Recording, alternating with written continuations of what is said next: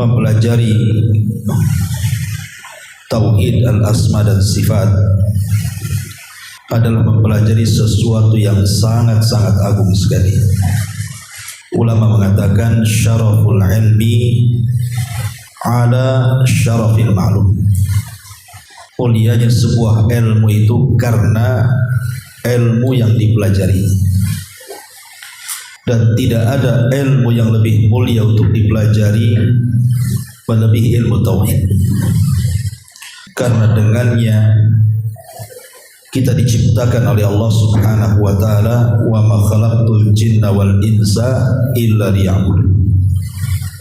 Tidaklah kami ciptakan jin dan manusia kecuali untuk beribadah kepada Allah Subhanahu wa taala. Ma'asyiral muslimin yang muliakan Allah Azza wa Jalla, nanti kita di sini beberapa pembahasan tentang keajaiban Asmaul Husna, di antaranya pengaruh nama-nama Allah dalam menciptakan alam semesta, kemudian juga pengaruh nama-nama Allah dalam peribadatan kita, kemudian juga pengaruh nama-nama Allah Subhanahu wa taala dalam kehidupan kita. Nanti semua akan dibahas dalam kitab ini, termasuk rincian tentang 99 nama Allah Subhanahu wa taala. Ma'asyiral muslimin yang muliakan Allah Subhanahu wa taala, sebelum kita masuk pada kitabnya, kita beri gambaran dulu seputar tauhid asma dan sifat ini. Pertama kita akan membahas tentang keutamaannya. Sebab kalau kita tahu keutamaan sesuatu, maka kita terdorong untuk semangat mempelajarinya. Sebab kalau tidak ada keutamaannya, malaslah orang mempelajarinya. Dalam mempelajari Asmaul Husna dan juga sifat-sifat Allah Subhanahu wa taala yang mulia, yang tinggi, pertama adalah a'zam asbabi dukhulil jannah, sebab yang paling besar dari sebab-sebab kita masuk surga. Dan ini tujuan hidup kita kan. Kenapa antum beribadah, sholat, lelah, puasa, lapar, haji, ngabisin duit dan begitu seterusnya? Alasan kita cuma satu, dengan ibadah itu kita masuk surga. Nah, sebab yang paling besar orang masuk surga itu adalah salah satunya ma'rifatu asma'illahi al-husna, mengenal nama-nama Allah yang baik. Dan itu disebutkan dalam hadis yang dikeluarkan Imam Bukhari. Nabi SAW mengatakan, inna lillahi tis'ah wa tis'ina isman. Inna lillahi tis'atan wa tis'ina isman. Mi'atan illa wahidatan, mi'atan illa wahidah, man ahsaha dakhalal jannah. Sesungguhnya Allah Subhanahu wa taala memiliki 99 nama. 100 dikurangi 1 artinya 99. Man ahsaha, siapa yang menjaganya, dakhalal jannata, maka dia dimasukkan ke dalam surga. Apa makna man ahsaha, siapa yang menjaganya? Menjaga 99 nama itu dijanjikan surga. Arti menjaga artinya ada 3 atau ada 4 poin yang disebutkan para ulama. Pertama, hifdzuha, menghafalnya. Kita menghafal 99 nama. Kemudian yang kedua, ma'rifatu ma'naha, mengenal makna-maknanya. Karena setiap nama itu memiliki makna tersendiri dari nama-nama Allah yang lainnya. Kemudian yang ketiga, al-amalu bimuqtadhaha, berusaha mengamalkan isi kandungannya. Seperti umpamanya kita meyakini Ar-Razzaq, Allah itu maha pemberi rizki. Berarti seluruh rizki yang ada pada kita itu adalah titipan Allah.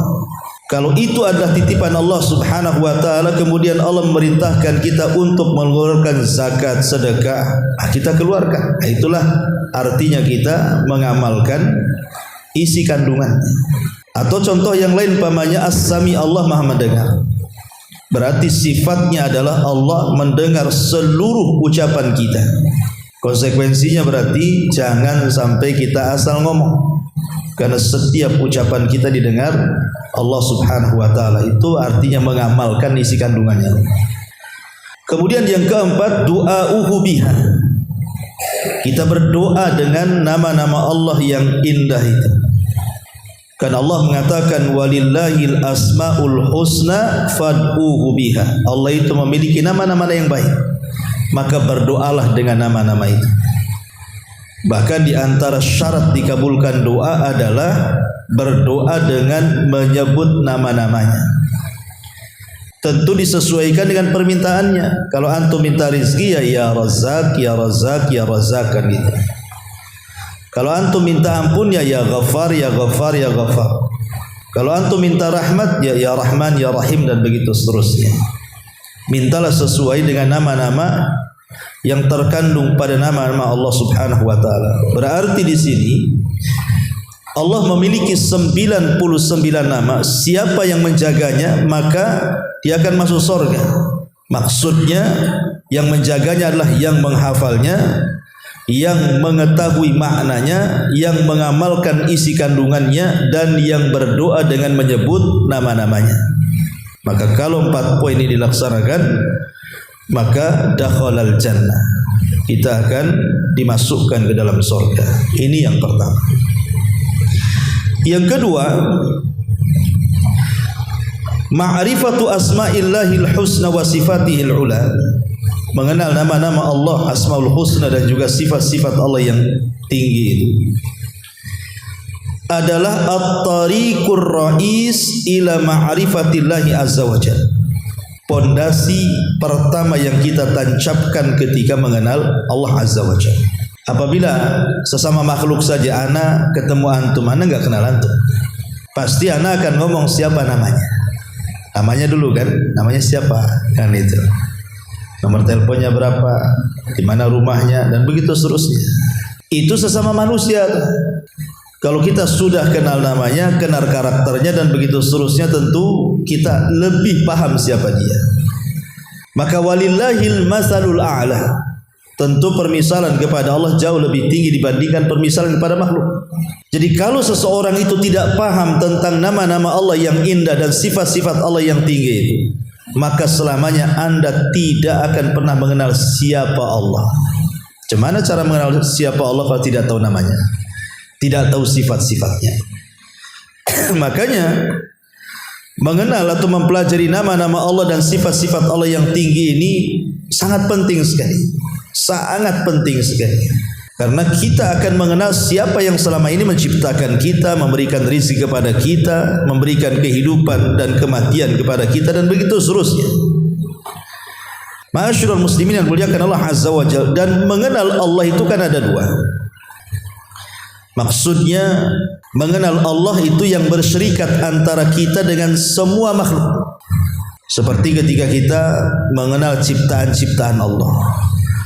Ada langit, ada bumi, ada gunung, ada hutan, ada binatang, ada kita, dan begitu seterusnya. Itu menunjukkan apa? Adanya Allah kan. Semua orang paham. Baik mukmin ataupun kafir. Baik orang jahil atau orang berilmu. Karena orang-orang musyrik sendiri ketika ditanya wala in sa'altahu man khalaqas samawati wal ard, kalau engkau bertanya kepada orang-orang musyrik siapa yang menciptakan langit dan bumi, sayaquluna Allah, mereka akan berkata Allah. Ada yang sifat pengenalan kepada Allah itu berserikat antara kita dengan banyak manusia. Tetapi ada yang mengenal Allah itu lebih khusus dibandingkan mereka. Hanya orang-orang yang mempelajarinya saja. Yaitu ketika kita berusaha mendalami nama-nama Allah dan sifat-sifat Allah, maka kita akan lebih kenal lagi. Bukan hanya sekedar di sana ada pencipta, di sana ada pengatur, di sana ada penguasa, tapi lebih daripada itu. Kita akan lebih kenal lagi siapa Tuhan kita, karena kalau sudah mengenal nama-namanya, mengenal sifat-sifatnya, otomatis kedekatan kita dengan Allah jauh lebih dekat lagi. Ini yang kedua.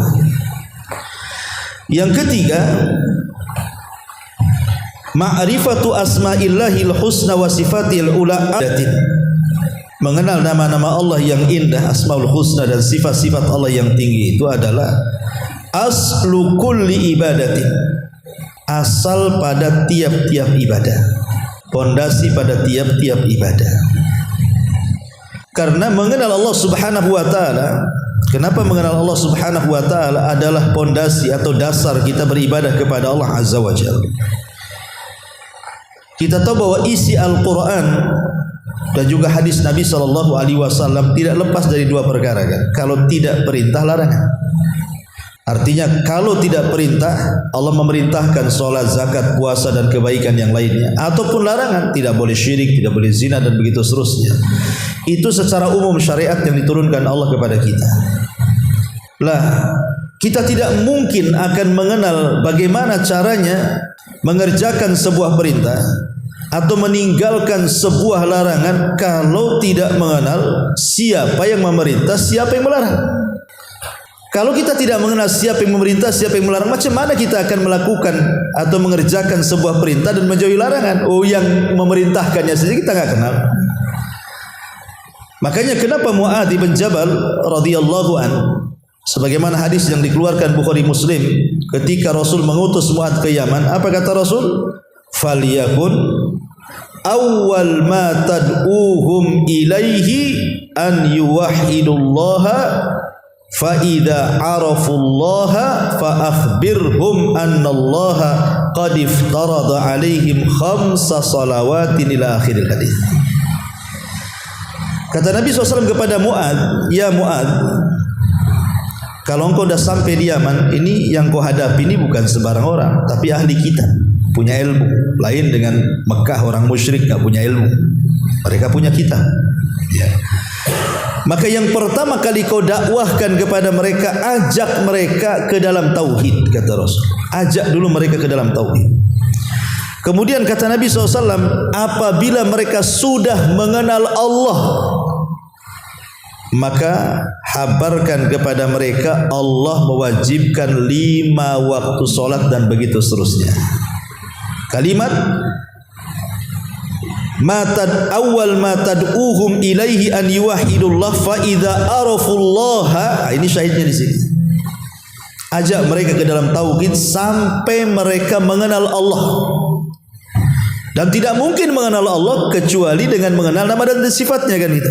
Kenalkan kepada mereka siapa Tuhan kita Allah. Kenalkan nama-namanya, kenalkan sifat-sifatnya. Karena kalau mereka sudah kenal, apapun yang Allah perintahkan pasti mereka akan lakukan. Apapun yang Allah larang pasti mereka akan tinggalkan. Makanya hadis selanjutnya, kalau mereka betul-betul sudah mengenal Allah, sampaikan kepada mereka tentang kewajiban salat. Karena sudah mengenal siapa yang memerintahkan dan siapa yang melarang. Dari sini kita tahu bahwa mengenal nama-nama Allah dan sifat-sifat Allah yang tinggi itu adalah pondasi setiap ibadah yang kita lakukan. Ini yang ketiga. Yang keempat, ma'rifatu asma'illahil husna min a'zamil asbabi li ijabati du'a. Mengenal asmaul husna itu adalah seagung-agungnya sebab, sebesar-besarnya sebab seseorang ketika berdoa akan diijabah Allah. Jadi kalau doa kita ingin diijabah oleh Allah Subhanahu wa taala, maka ucapkan nama-nama Allah yang indah itu. Karena itu syarat terkabulkannya doa. Syarat terkabulkannya doa adalah dengan tawassul bi asma'illahi, dengan nama-nama Allah Subhanahu wa taala, sebagaimana yang Allah katakan dalam surah Al-A'raf ayat 180, walillahil asmaul husna fad'uhu biha.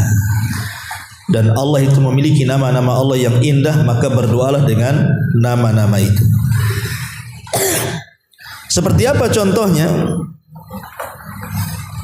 Ya tadi saya katakan, seperti kita mengatakan Allahumma ya Ghaffar ighfirli, Allahumma arhamni, Allahumma arhamni ya Rahman, Allahumma arhamni ya Rahim, Allahumma arhamni. Atau Allahumma ya Razzaq, Allahumma rzuqni.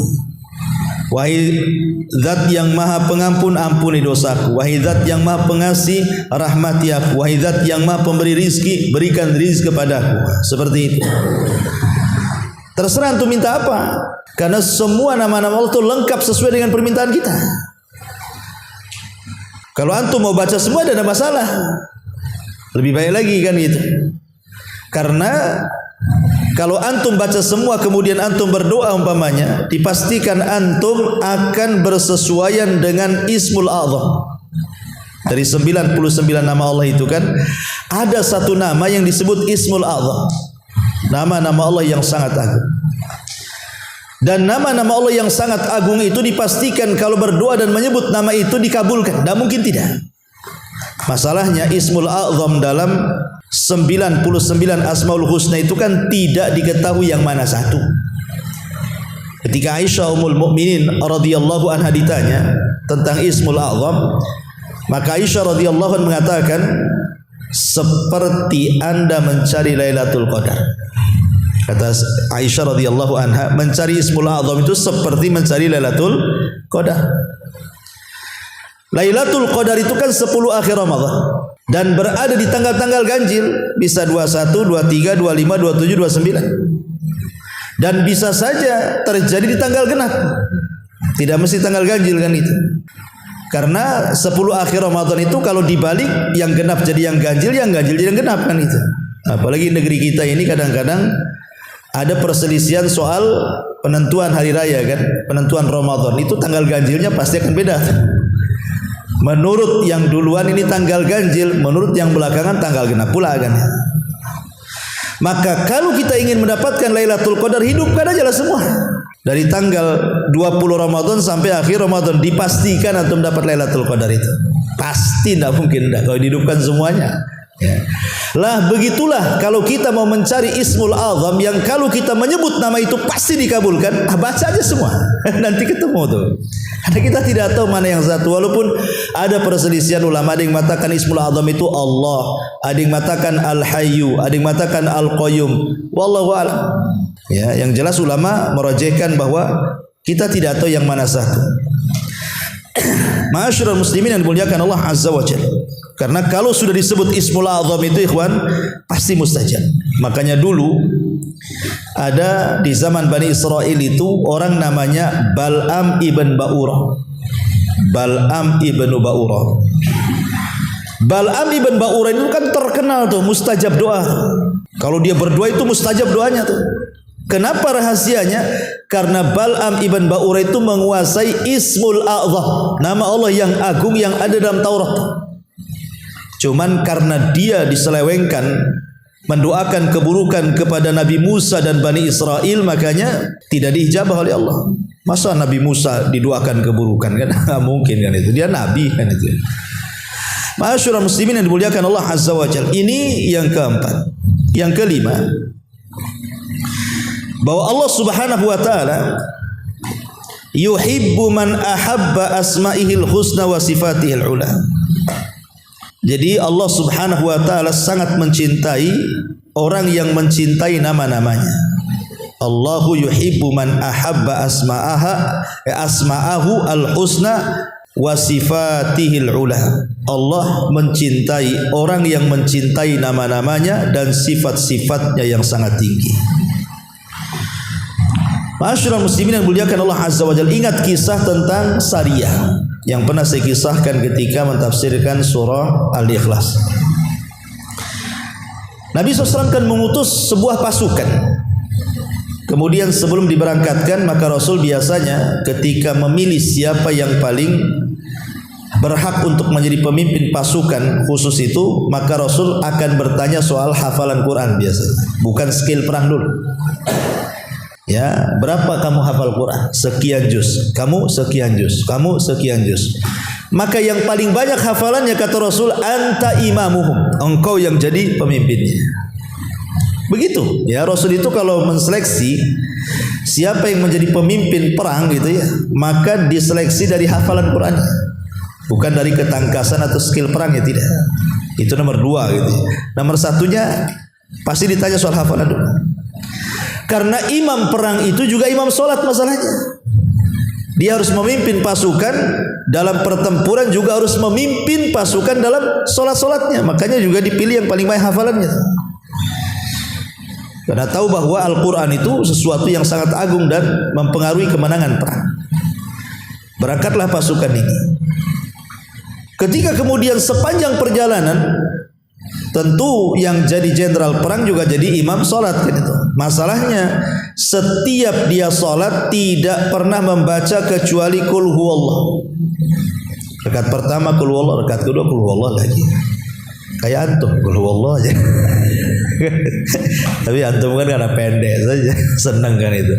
Kalau ada ayat surat lebih pendek dari Qul huwallah, mungkin itu pula yang antum baca. Kalau sholat sah dengan toha, mungkin toha Allahu Akbar, Yasin Allahu Akbar kan. Tapi tidak boleh, karena toha Yasin gak ada maknanya. Harus yang ada maknanya.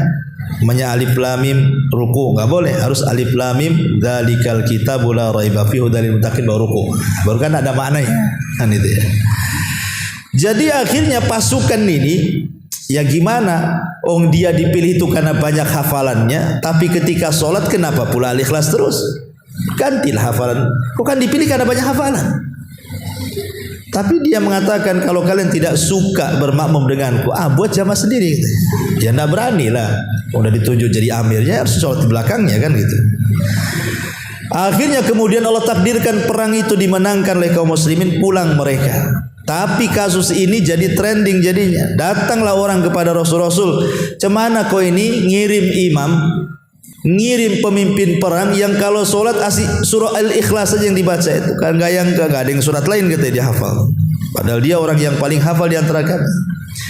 Maka Rasul memanggil amir itu dan mengatakan kepada amir ini, kenapa engkau lakukan seperti itu? Apa tidak ada ayat yang lain kau baca? Tapi dia mengatakan, ya Rasulullah, fa'in wa ana uhibbu an aqra'a biha. Rasul, kenapa aku suka dengan surat itu? Memang aku suka dengan surat itu masalahnya. Aku sangat suka dengan surat itu. Maka Rasul berikan alasan, kenapa kau suka? Maka dia mengatakan, li'annaha sifatur rahman. Karena di dalam surah Al-Ikhlas itu terdapat sifat-sifat Allah yang rahman. Ahad, Somad, dan itu ya, itu kan sifat-sifat Allah, nama-nama Allah yang agung dan sifat-sifat Allah yang mulia. Ketika Nabi tahu alasannya kenapa kemudian dia terus membaca itu, karena cinta dengan nama-nama Allah yang tinggi yang mulia itu, maka Rasul mengatakan apa? Hubbuka iyyaha adkhalakal jannah. Kecintaanmu kepada surat Al-Ikhlas karena ada sifat Rahman di situ, maka Allah akan masukkan kau ke surga. Dari sini apa? Bahwa Allah mencintai orang yang mencintai nama-namanya. Sehingga Rasul mengatakan kecintaan kita kepada nama Allah menyebabkan kita masuk surga. Ini yang ke-5. Yang ke-6, man arafa asma Allahil husna wa sifatihil ula kama yanbaghi faqad arafa kulla syai'in. Siapapun yang mengenal nama-nama Allah yang husna, yang indah, dan sifat-sifat Allah yang tinggi, tentu sebagaimana yang harus kita yakini dan yang layak kita yakini untuk Allah, faqad arafa kulla syai', maka dia sudah mengetahui segala sesuatu. Jadi kalau kita ini mempelajari nama-nama Allah dan sifat-sifatnya dan kita paham, maka kita mengetahui segalanya. Karena contoh umpamanya kita paham bahwa di antara nama Allah itu adalah Al-Khaliq umpamanya. Allah itu zat yang Maha menciptakan. Berarti kita tahu bahwa selain Al-Khaliq adalah makhluk. Berarti kita makhluk, semua makhluk selain Khaliq itu. Mau gunungnya, mau lautannya, mau langit buminya, mau jinnya, mau malaikatnya, semua makhluk. Karena kita tahu bahwa Khaliq itu hanya Allah. Ketika kita kemudian meyakini bahwa Allah itu Ar-Razzaq, Maha pemberi rizki, berarti selain daripada Allah semuanya marzuk, semuanya diberikan rizki oleh Allah Subhanahu wa ta'ala. Tidak makhluk yang berakal, malaikat, jin dan manusia, tidak makhluk yang tidak berakal, gunung-gunung, semuanya Allah yang kasih rizki. Wa ma min dabatin fil ar illa 'alallah rizquha.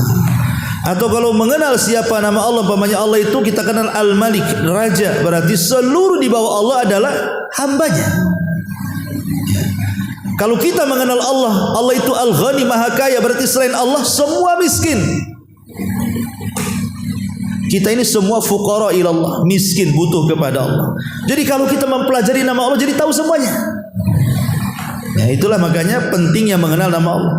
Jadi kita tidak akan sombong di hadapan Allah. Apa yang disombongkan? Ketika kita mengatakan Allah Raja, berarti kita ini budaknya. Ketika Allah mengatakan kaya, berarti kita ini miskin. Ketika Allah Subhanahu wa ta'ala mengatakan pencipta, kita ini yang diciptakan. Apa yang disombongkan lagi di hadapan Allah Subhanahu wa ta'ala? Ma'asyiral muslimin yang dimuliakan Allah Azza wa Jalla. Kemudian yang nomor 7, mengenal nama-nama Allah Al-Husna, ma'rifatu asma'il husna wa sifatihil ula turithu khasyatallahi Azza wa Jalla. Mengenal nama-nama Allah yang indah dan sifat-sifat Allah yang tinggi itu melahirkan perasaan takut dan juga harap dan juga cinta. Dan 3 perkara ini termasuk arkan ibadatil qalbi, rukun ibadah hati. Rukun ibadah hati itu ada 3. Pertama cinta, yang kedua takut, yang ketiga harap. Dan itu bisa kita dapatkan dengan mempelajari nama dan sifat-sifatnya. Contoh saja umpamanya Bismillahirrahmanirrahim. Bismillahirrahmanirrahim. Alhamdulillahi rabbil alamin. 2 ayat ini saja melahirkan 3 sifat ini. Karena sifat Allah kan terbagi menjadi beberapa bagian. Ada yang disebut dengan sifat jalalah. Sifat jalalah itu sifat yang menunjukkan keagungan Allah, kebesaran Allah, kemahaan Allah. Itu namanya jalalah. Ada yang disebut dengan sifat jamalah. Sifat jamal itu sifat yang menunjukkan kelembutan, keindahan. Jadi satu sisi ada sifat itu menunjukkan apa?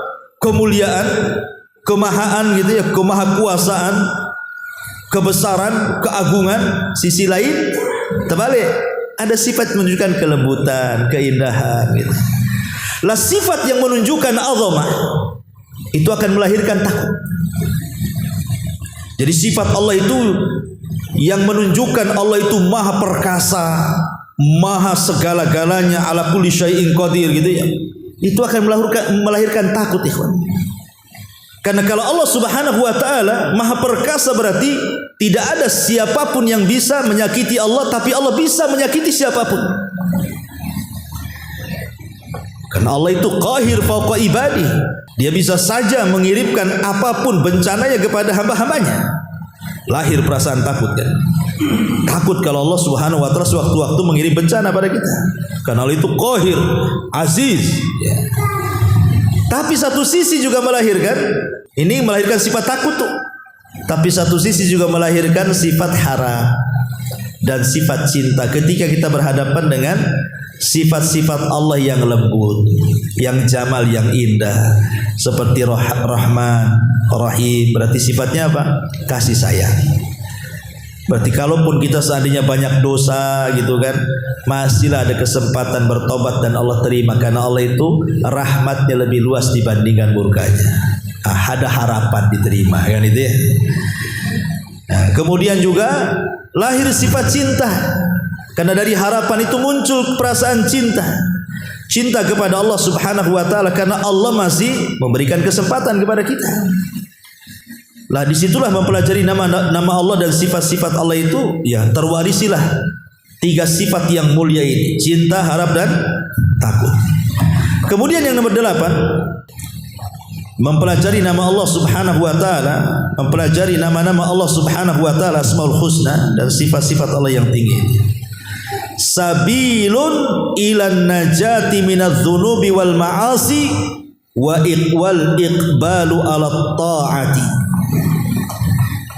Salah satu jalan untuk menyelamatkan kita terbebas dari dosa-dosa dan maksiat, dan kita lebih fokus untuk bisa melakukan kepada ketaatan kepada Allah Subhanahu wa taala.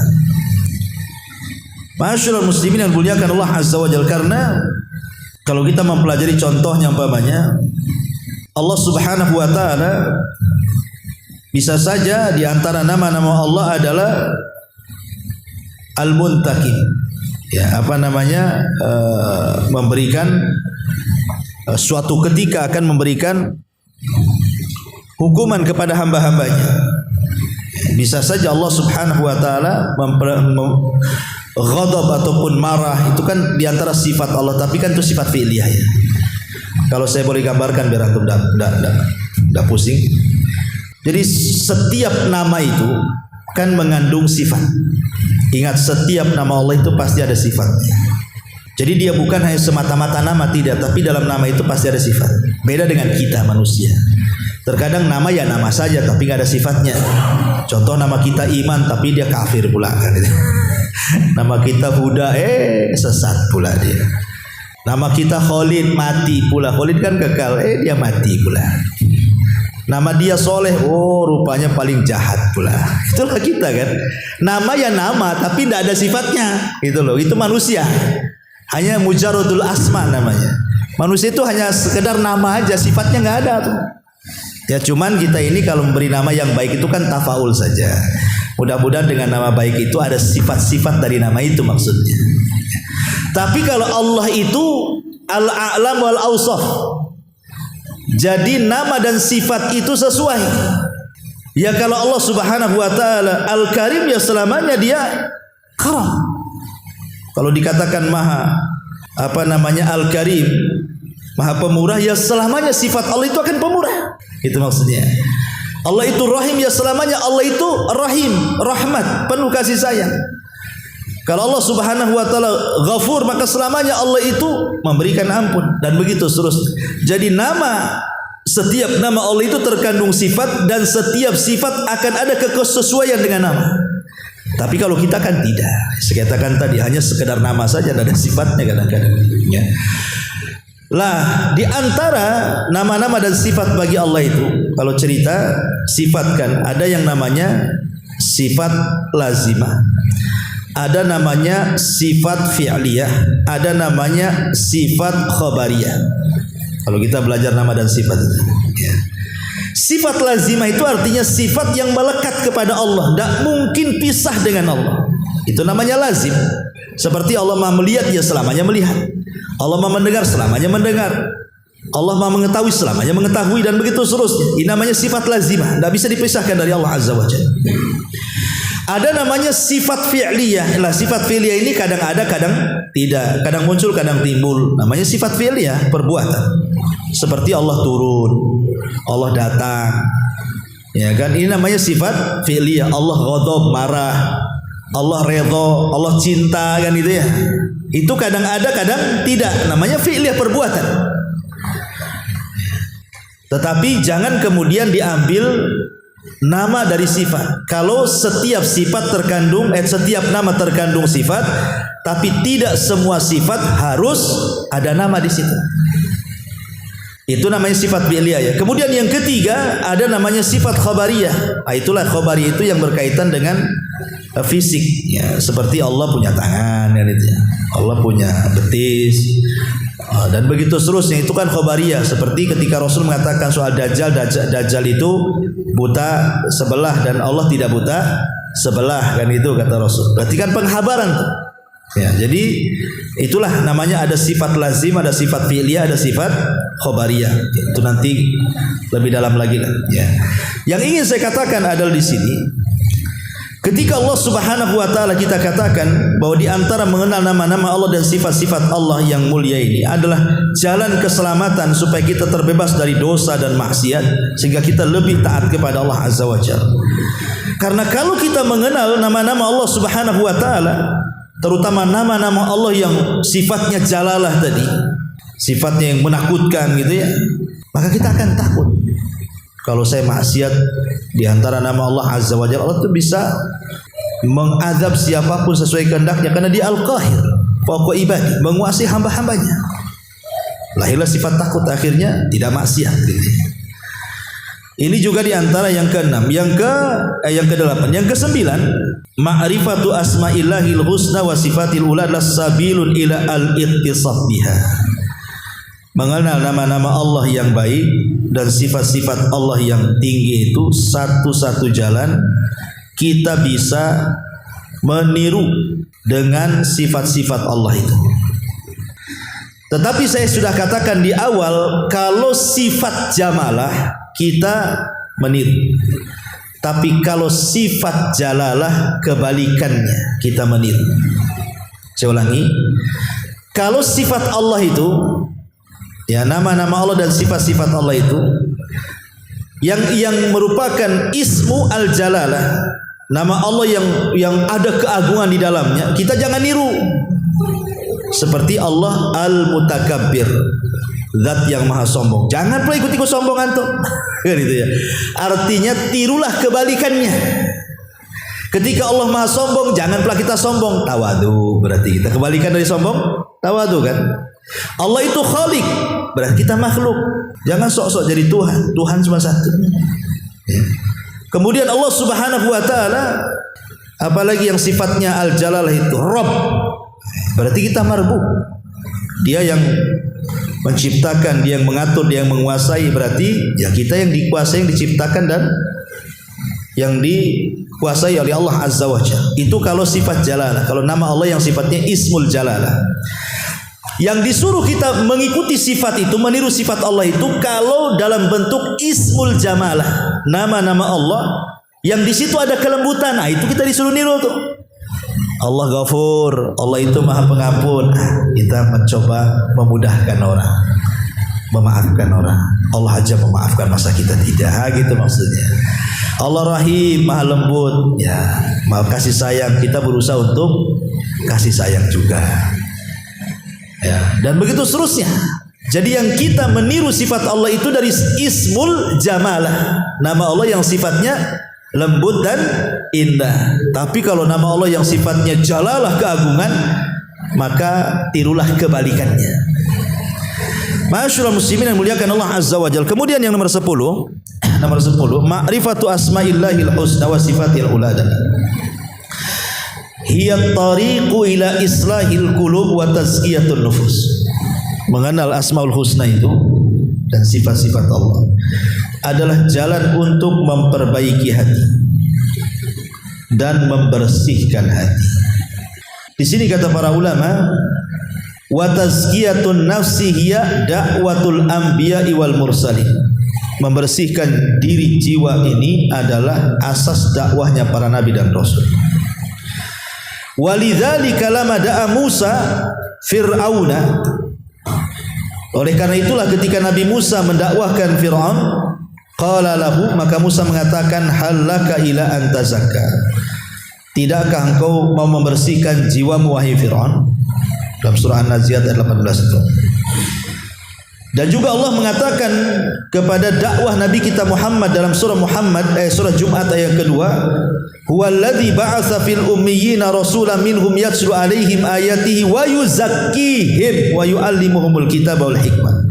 Dialah yang telah mengutus kepada umat yang ummi seorang rasul, membacakan kepada mereka ayat-ayatnya dan mengajak mereka untuk membersihkan jiwa. Wa yuzakkih. Kalimat tazkiyah ini kalimat umum ikhwatu fiddin. Dan kata Nabi SAW ketika seorang laki-laki bertanya soal ma tazkiyatul mar'i nafsah, Rasul, bagaimana orang itu bisa bersihkan jiwanya? Bagaimana caranya? Maka Nabi SAW mengatakan, ya'lam annallaha ma'ahu haitsu kana. Engkau tahu Allah itu bersamanya dimanapun ia berada. Kalau kita merasa Allah bersama kita dimanapun kita berada, hati kita akan tenang, karena ada Allah masalahnya. Mau takut sama siapa? Ada Allah kok. Kan itu ya. Lah tidak mungkin kita ini meyakini Allah bersama kita, Allah ada bersama kita, walaupun dia berada di atas ketinggian, Tetapi kebersamaannya akan terus bersama kita kaum muslimin kecuali kita mempelajari nama-nama Allahnya dan sifat-sifatnya, kan itu. Baru kita yakin Allah itu senantiasa bersama kita dimanapun kita berada. Tapi bukan berarti Allah di mana-mana, tidak. Maksudnya kebersamaan di sini ya Allah memantau, Allah melindungi, Allah menjaga, dan begitu seterusnya. Ya. Ma'asyiral muslimin yang dimuliakan Allah Azza wa Jalla. Kemudian yang nomor 11, annal ilma billahi wa asma'ihi wa sifatihi, dan mempelajari ilmu tentang Allah, tentang nama-namanya, tentang sifat-sifatnya, asyraful ulum wa ajalluha alal itlaq, semulia-mulianya ilmu, seagung-agungnya ilmu secara mutlak. Ya, kalau kita mempelajari nama-nama Allah, sifat-sifatnya, wujud Allah Subhanahu wa taala, inilah ilmu yang sesungguhnya yang antum harus pelajari. Karena selama ini antum beribadah kepada siapa? Kepada Allah. Antum sholat untuk siapa? Untuk Allah. Antum puasa untuk siapa? Untuk Allah. Antum zakat untuk siapa? Untuk Allah. Antum datang lo ke pengajian untuk siapa? Karena Allah.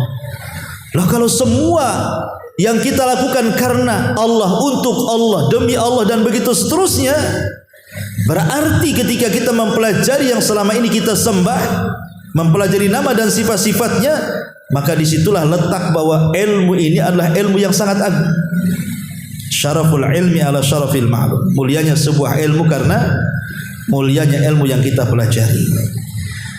Kemudian juga yang nomor 12, anna ma'rifatallahi ta'ala bi asma'ihil husna mimma yazidul iman, bahwa mempelajari nama-nama Allah dan sifat-sifatnya adalah perkara yang bisa menambah keimanan kita kepada Allah Azza wa Jalla. Karena kalau mempelajari nama-nama Allah yang indah dan sifat-sifat Allah yang tinggi itu, terkandung padanya 3 tauhid nantinya. Di dalamnya ada rububiyah, di dalamnya ada uluhiyah, di dalamnya ada asma dan sifat. Jadi 3-tiganya terangkum di sini. Dan itulah yang melahirkan iman. Kemudian yang nomor 14, nomor 13, annallaha khalaqal khalqa liya'rifuhu wa ya'buduhu. Allah ketika menciptakan kita sebagai makhluknya, tujuannya apa? Supaya kita kenal Allah, supaya kita menyembah Allah. Dan inilah maksud tujuan pertama Allah ciptakan kita. Bahkan diutusnya para nabi dalam rangka mengenalkan Allah. Bahkan diturunkannya kitab-kitab langit dalam rangka mengenalkan Allah. Bahkan alam semesta dari gunung-gunungnya, lautannya, langit buminya, galaksi-galaksinya, dan begitu seterusnya, tidak lain dan bukan kecuali hanya ingin mengenalkan di sana ada Allah. Segala sesuatu itu yang terjadi di alam semesta itu, Allah ingin mengenalkan siapa zatnya, siapa dirinya. Makanya diutus nabi, diturunkan kitab, bahkan disyariatkan jihad sekalipun, karena memperjuangkan Allah Subhanahu wa taala, kan begitu. Lah hakikat mengenal Allah itu adalah dengan cara apa? Mempelajari nama-nama dan sifat-sifatnya. Kalau kita tidak mempelajari nama, macam mana kita akan kenal siapa yang kita sembah? Ma'asyiral muslimin yang dimuliakan Allah Azza wa Jalla. Kemudian yang nomor 14, annal ilma bi asma'il husna aslu lil ilmi bi kulli ma'lum, bahwa ilmu dengan nama-nama Allah yang baik, asmaul husna, itu adalah asas setiap ilmu yang dipelajari oleh kita. Sebutkan ilmu apa saja yang antum pelajari di dunia, mau ilmu agama, mau ilmu dunia, asasnya itu, fondasinya adalah dari nama-nama Allah dan sifat-sifatnya, ya. Dan yang terakhir tentu melahirkan akhlak-akhlak yang baik, akan merubah kehidupan kita, ya. Kalau antum mengenal nama-nama Allah dan sifatnya, ini akan merubah total kehidupan kita. Dirubah total sama Allah. Kita akan menjadi lebih baik dan terus lebih baik lagi. Bagaimana tidak? Saya contohkan 5 sifat saja, 5 nama Allah kemudian yang terkandung sifat-sifat mulia dalamnya. Itu saja sudah merubah kehidupan kita tuh. Contoh umpamanya di antara nama Allah itu Al-Basir, Maha melihat. Berarti Allah itu sifatnya melihat, namanya Maha melihat, sifatnya yang melihat kita dan terus akan melihat kita. Ketika kita yakin bahwa Allah Subhanahu wa taala Maha melihat, konsekuensinya kita yakin juga kita dilihat Allah Subhanahu wa taala, dan itu tertanam pada diri kita, maka akan menimbulkan satu ibadah yang merupakan ibadah yang paling tinggi yang disebut dengan al-ihsan. Ihsan itu ibadah paling tinggi dalam Islam.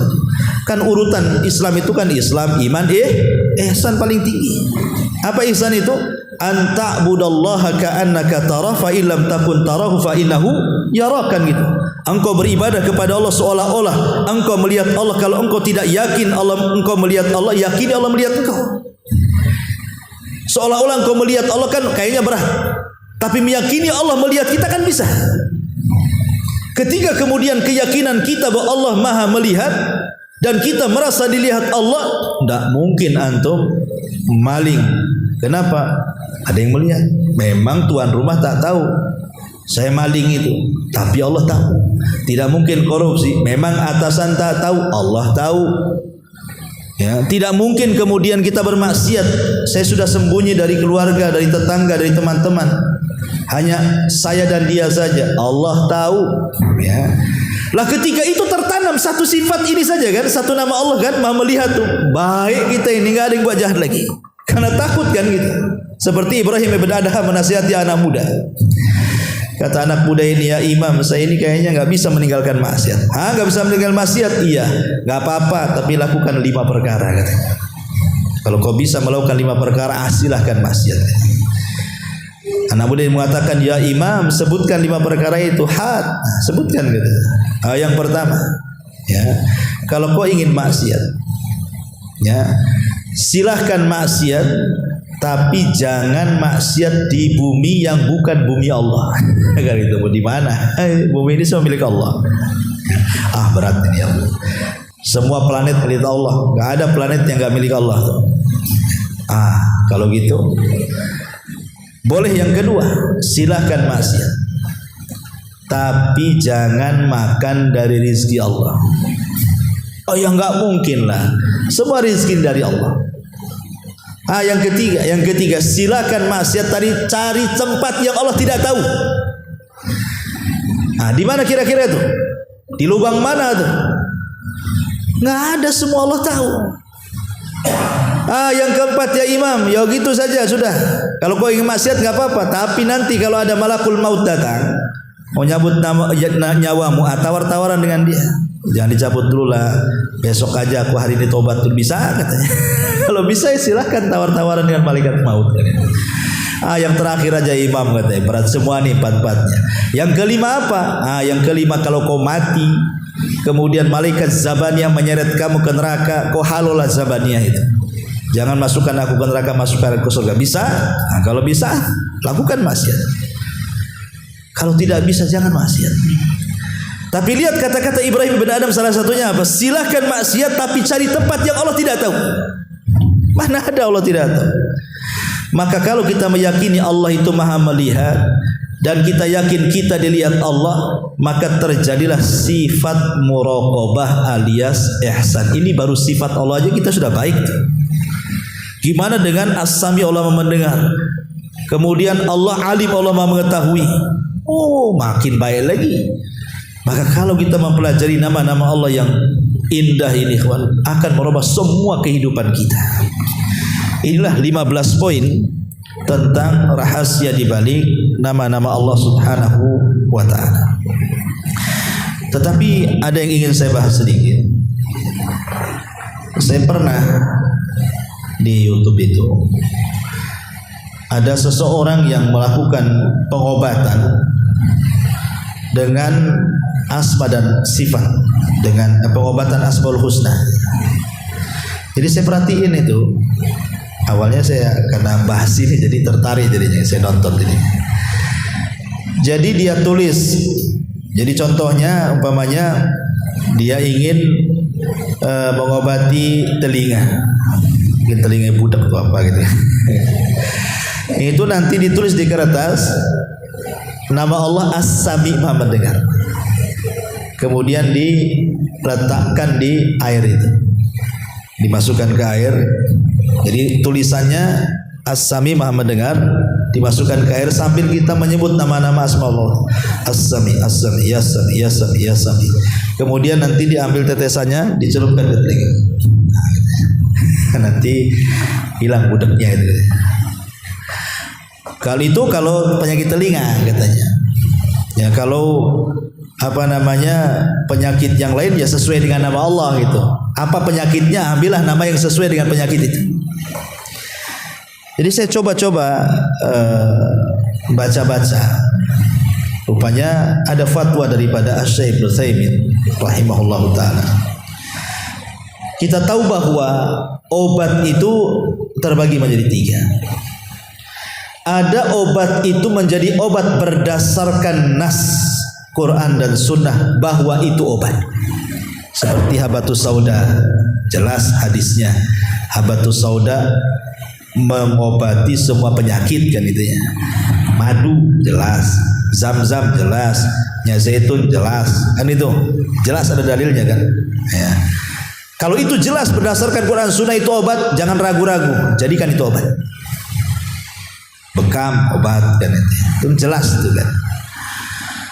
Yang kedua, ada obat itu memang tidak ada dalam Quran dan Sunnah, tetapi ada tajribah, ada penelitian bahwa kalau minum itu sembuh.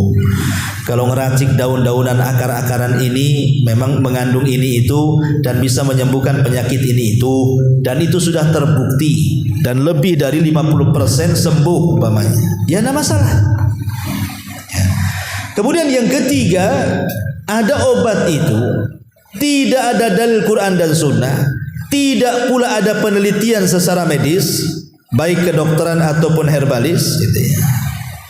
Tiba-tiba dijadikan obat, itu namanya menjadikan sebab yang bukan sebab, jatuh ke syirik kecil.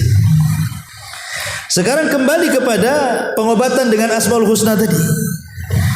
Ambil kertas, ingin mengobati penyakit telinga, ditulis As-Sami, dimasukkan ke air, kemudian dibaca Ya Sami'u, Ya Sami'u, Ya Sami'u, kemudian diletakkan.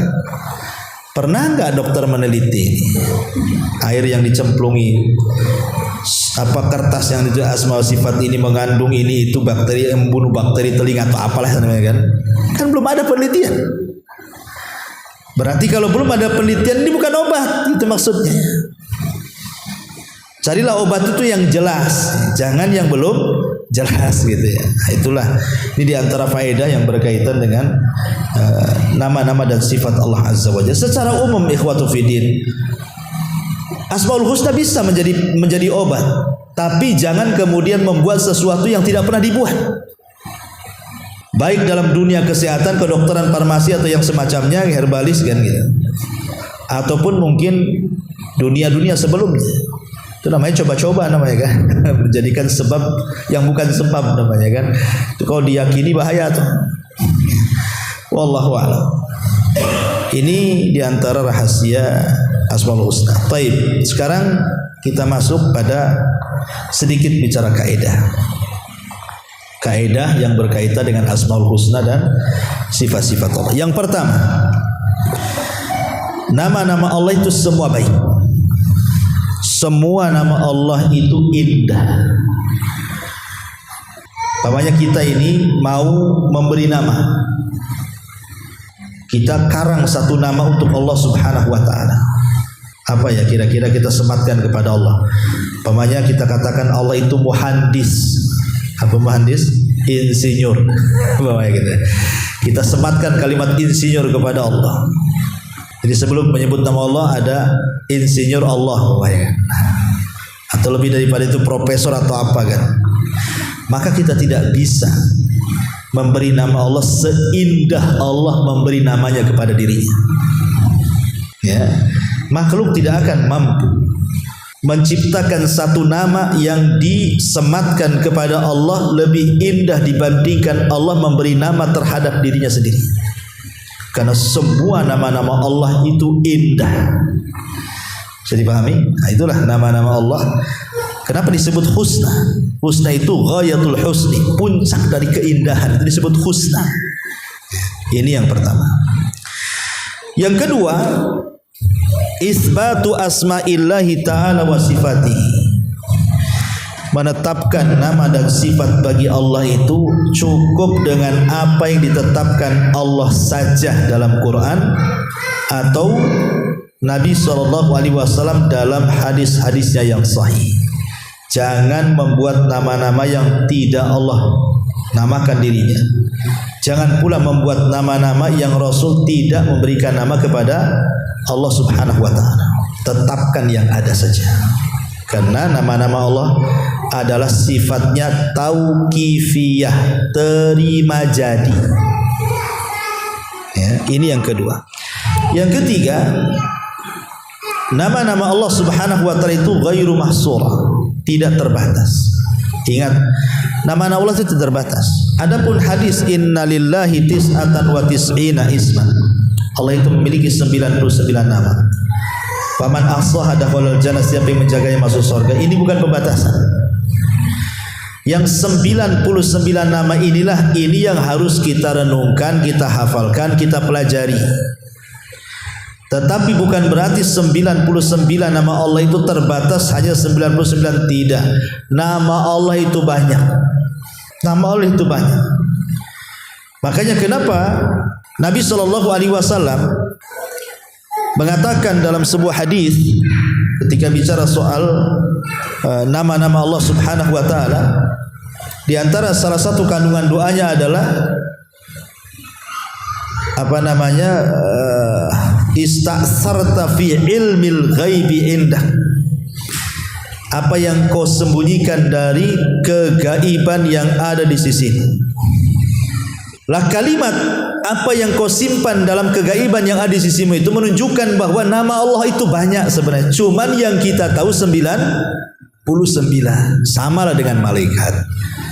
Malaikat itu kan tidak tahu jumlahnya kecuali Allah kan. Tapi yang kita tahu namanya kan tak banyak gitu ya.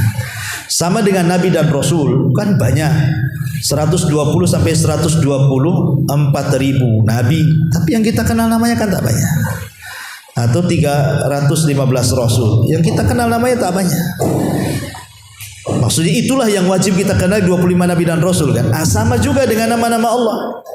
Ya, yang harus kita perhatikan 99 nama. Tapi ini bukan menunjukkan batasan. Karena Allah itu tidak terbatas. Ini yang keempat. Yang kelima, di antara kaidah nama dan sifat bagi Allah adalah lam tathbut fi ta'yini asma'illahi hadithun khasun sahihun 'anil Nabi sallallahu alaihi wasallam yajma'il asma wa yasruduha kullaha. Memang tidak ada satupun nama-nama Allah yang tergabung dalam satu hadis, di mana hadis ini, umpamanya satu redaksi hadis itu menyebutkan Allahur Rahmanur Rahimul Malik terus sampai 99 enggak ada. Tidak ada satu hadis yang terangkum 99 nama secara khusus. Satu hadis menyebutkan 1 sampai 90, cuma enggak ada. Cuman para ulama berusaha mengumpulkan dari Quran, dari hadis yang sahih, kemudian mereka mengumpulkan nama-nama Allah, jadilah 99 dengan adanya perbedaan. Ya, ada yang masuk, ada yang tidak gitu ya. Karena kalau kita melihat mushaf Quran itu kan ada di belakang itu Asmaul Husna kan itu. Ya. Ada yang kemudian masuk, ada yang tidak. Maksudnya di sini kita kan menetapkan yang ditetapkan Allah dalam Quran atau yang ditetapkan dalam hadis-hadis yang sahih saja kan. Dan nanti ketahuannya ketika kita mempelajari nama-nama Allah ini. Kalau kita sudah selesai kitab ini, berarti kita tahu mana nama-nama Allah yang selama ini bagian daripada nama Allah, mana nama-nama Allah yang ternyata yang disangka nama Allah rupanya bukan nama Allah. Gitu ya.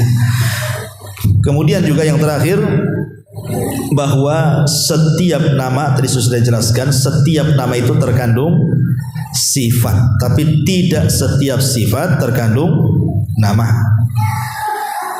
Dan setiap nama yang terkandung sifat itu pasti sifat bersesuaian dengan nama. Dan itulah perbedaan antara Khalik dengan makhluk, antara Allah dengan makhluknya. Kalau makhluk kayak kita ini kan hanya sekedar mujarradul ismi, hanya semata-mata nama tapi tidak ada sifat. Namanya bagus tetapi sifatnya jelek kadang-kadang kan gitu, tidak bersesuaian. Tapi kalau nama dan sifat bagi Allah itu bersesuaian. Wallahu a'lam.